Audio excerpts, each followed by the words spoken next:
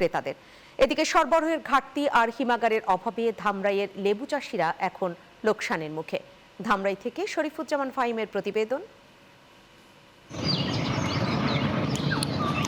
লেবু চাষে খ্যাতি রয়েছে রাজধানী পার্শ্ববর্তী এলাকা ধামরাইয়ের, যেখানে প্রায় প্রতিটি বাগানেই বাম্পার ফলন হয়েছে লেবুর। কিন্তু তাতেও স্বস্তি নেই চাষির মনে।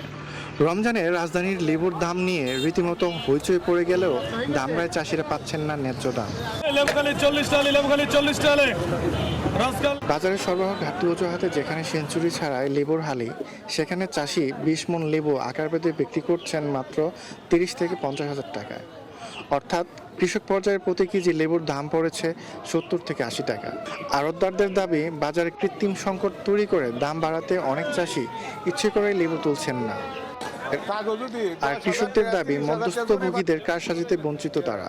পরামর্শের ভিত্তিতে দামটা একটা নির্দিষ্ট করে দেওয়া, সেক্ষেত্রে আমার মনে হয় যে এটা ভালো হয়। 2 মাসে আমাদের লেবুর বাজার, এই 34 মাসের পরে আর ওই বাজার থাকে না। আমরা তো কিনে না 10-20 টাকা লাভ, 20 টাকা কেজি লাভ না করলে আমাদের বোঝাবে না।